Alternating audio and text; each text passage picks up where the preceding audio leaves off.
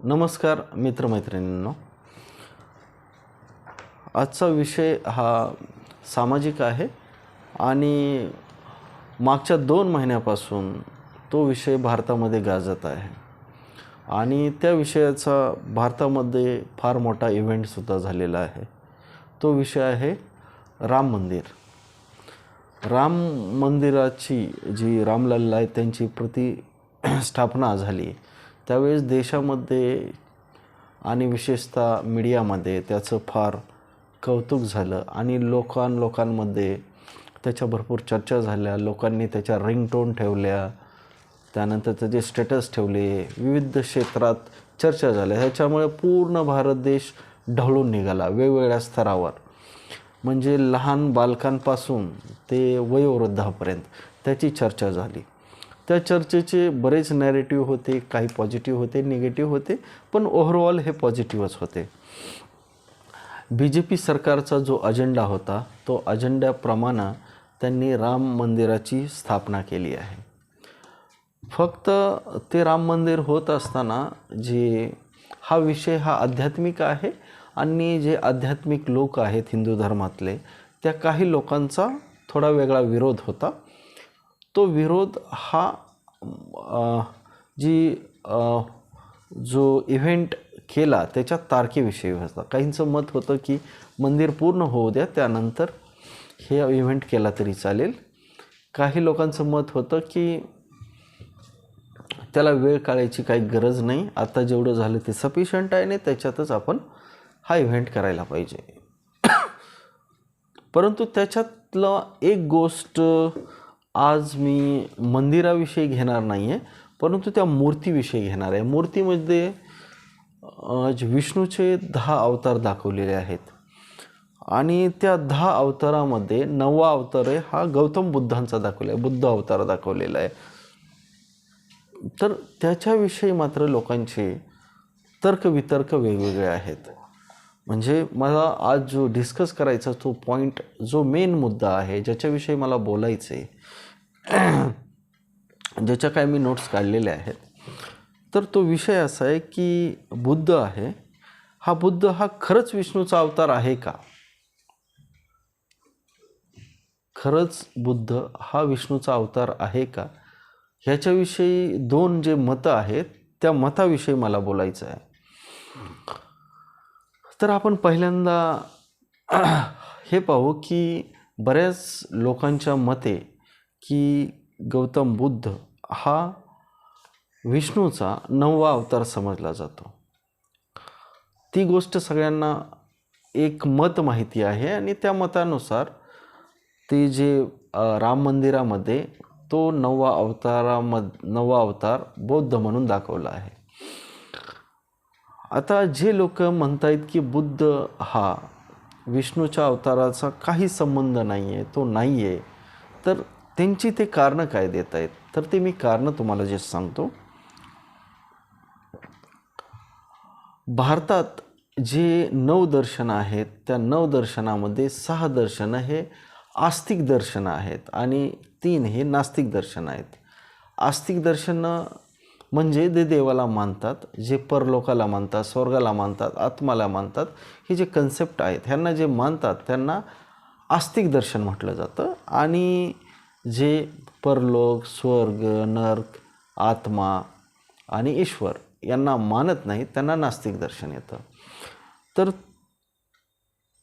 तर बौद्ध धर्म हा नास्तिक दर्शनामध्ये हा नास्तिक परंपरेचा भाग आहे. आणि बौद्ध हा जर नास्तिक परंपरेचा भाग आहे, जो वैदिक परंपरा मानत नाही, तर तो विष्णूचा अवतार कसा असू शकतो? हा एक जो मुद्दा आहे याच्यामध्ये वजन आहे आणि हा खरा असण्याची भरपूर शक्यता आहे. दुसरं, बुद्धांचे जर तुम्ही विचार पाहिले तर बुद्ध हा ईश्वर ही संकल्पनाच मानत नव्हते, तर मग ते स्वतः विष्णू कसे असू शकतात? हा एक महत्त्वाचा मुद्दा आहे. आणखी एक मुद्दा आहे की हिंदू धर्म, बुद्धांचा जन्म 500 BC म्हणजे बिफोर कॉमन इरा, 500 येशू ख्रिस्ताच्या 500 वर्ष अगोदर जो झालेला आहे त्यावेळेस हिंदू धर्म ही संकल्पनाच कॉईन नव्हती, ही अस्तित्वातच नव्हती. तर बुद्ध विष्णूचा अवतार कसा असू शकतो? त्यावेळेस वेद उपनिषद एवढंच होतं. हिंदू धर्मामध्ये बुद्ध यांचा समावेश जो केला जातो त्यावेळेस हिंदू धर्मच अस्तित्वात नव्हता. म्हणजे त्यावेळेस जी वैदिक परंपरा होती ती वेगळी होती, हिंदू धर्म या नावाने नव्हती.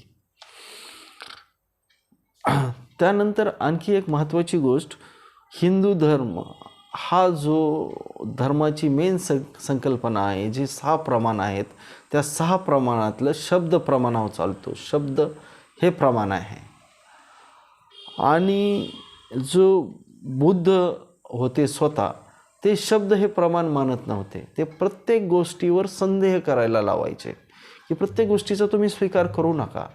तुम्ही जोपर्यंत तुम्ही तपासून ती गोष्ट पाहत नाही, तुम्ही त्याचा अनुभव घेत नाही, तुमचा लौकिक तुमचा अनुमान नाही आहे, तोपर्यंत तुम्ही ती गोष्ट मानू नका. ही त्यांची शिकवण होती.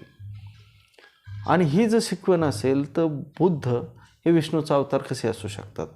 तर हे जे 4-5 जे गोष्टी आहेत त्याच्यामध्ये खरंच दम आहे की ह्या गोष्टीनुसार आपण म्हणू शकतो, तर्क बांधू शकतो की गौतम बुद्ध हा विष्णूचा अवतार नाही. आता जर बुद्ध हा विष्णूचा अवतार नाही आहे तर हिंदू धर्मातील लोक हे आसुसलेले काय आहेत की बुद्धांना स्वतःच्या धर्मात ओढण्यासाठी? त्याची कारणं काय आहेत? तर त्या कारणाविषयी जर आपण पाहिलं की बुद्ध जर म्हणतायत लोक आणि त्यांची जी काय संकल्पना आहे बुद्धाची, त्यानुसार ते हिंदू धर्माशी, विष्णूच्या अवताराशी त्याचे कुठं तर्क जुळत नसेल तरीसुद्धा हा त्यांना ओढण्याचा प्रयत्न का चालू आहे? त्याची कारणं काय आहेत? आणि ही ज्यावेळेस आपण कारणं पाहतो त्यावेळेस बुद्धांची का गरज आहे हे समजतं, किती महत्त्व आहे बुद्धांना हे समजतं.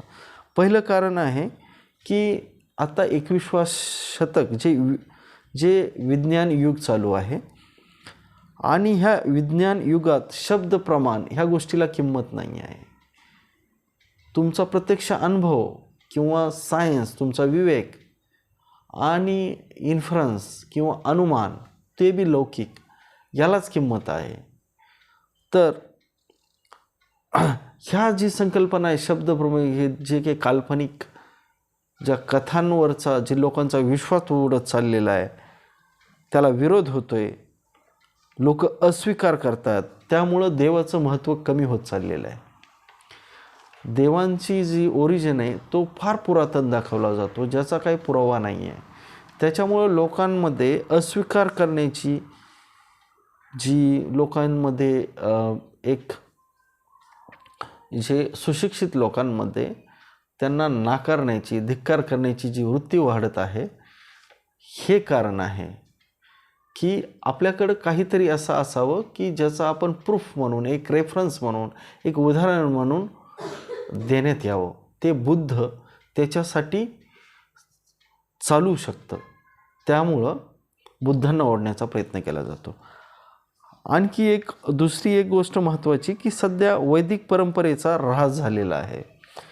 वैदिक परंपरेने जे बहुजनांचे हाल केलेले आहेत त्याच्यामुळं लोकांच्या मनामध्ये त्यांच्याविषयी जो द्वेष निर्माण झालेला आहे, जो वैदिक परंपरेचा पूर्ण ऱ्हास झालेला आहे, तो पुनर्स्थापित करणं यासाठी बुद्धांची गरज आहे. हे एक महत्त्वाचं कारण आहे की वैदिक परंपरेला परत पुनर्स्थापित करायचं. आणि वैदिक परंपरा पुनर्स्थापित याच्यासाठी करायची की याच्यामुळं ब्राह्मणवाद परत आणखी रिइन्स्टेट व्हावा, पुनर्स्थापित व्हावा. आणि वैदिक परंपरा हे ब्राह्मणांचं जगण्याचं साधन आहे. ते जगण्याचं साधन इतक्या वर्ष वापरलं जात होतं, त्याचा आणखी वापर पुढच्या कित्येक वर्ष व्हावा याच्यासाठी ही धडपड आहे. त्यानंतर आणखी एक महत्त्वाचं कारण पुढचं आहे. बुद्ध ही एक अशी व्यक्ती आहे की ज्याला जगात स्थान आहे. भारताचं जे स्थान किंवा ओळख आहे हे बुद्धाच्या नावेच केली जाते. याच्यामध्ये हिंदू धर्मातल्या देवदेवतांना जगामध्ये मान्यता नाही आहे. तर ती मान्यता पुनर्स्थापित करण्यासाठी बुद्धांच्या प्रसिद्धीचा फायदा वैदिक परंपरेला करून द्यायचा आहे. त्याच्यामुळं बुद्धांना ओढलं जातं. हे झाली काही कारणं. परंतु एक दूरगामी परिणाम होणारं आणखी एक कारण आहे जे काही वर्षांनी पुरावा म्हणून वापरलं जातं. हे जे आता बुद्धांच्या बुद्ध हा 9वा अवतार आहे विष्णूचा, ह्याच्यासाठी जे लोक आज विरोध करतायत हे काही दिवसांनी लोक विसरून जाणार आहेत आणि पुढच्या 100-200 वर्षांनी पुढची पिढी हा बुद्ध हे विष्णूचाच अवतार समजणार आहे आणि हे समजून देण्यासाठी हेच लोक राम मंदिराचा रेफरन्स देणार आहेत. राम मंदिर हा पुरावा असेल की बुद्ध हा विष्णूचा अवतार आहे हे सांगण्यासाठी. ही जी खेळी आहे त्या पुढच्या कित्येक शतकांसाठी खेळली गेलेली आहे आणि याच्यातून बुद्धांना वैदिक परंपरेत ओढण्याचा हा केविलवाणा प्रयत्न आहे. तर हे काही महत्त्वाचे मुद्दे होते. बुद्ध खरंच विष्णूचा अवतार आहे का याच्याविषयी हा एक ज्यावेळेस तज्ज्ञांशी काही चर्चा केली, त्यानंतर काही पुस्तकं वाचली आणि एक जनरलाइज जी संकल्पना आहे, तुम्ही जर धार्मिक तत्त्वज्ञान आहे याचा अभ्यास जर केला, धार्मिक तत्त्वज्ञान आहे फार मोठं आहे, त्याचा जर तुम्ही अभ्यास केला तर ह्या गोष्टी तुमच्या सहज लक्षात येतात. तर आजचा विषय हा एवढाच होता बुद्धांविषयी. जो काही राम मंदिरामध्ये जे काय त्यांची 9वा अवतार दाखवलेला आहे, तर ह्याविषयी तुम्हाला माहिती मला शेअर करायची होती, तुमचं प्रबोधन करायचं होतं. त्यामुळं मी हे केलेली एक चिकित्सा. थँक्यू.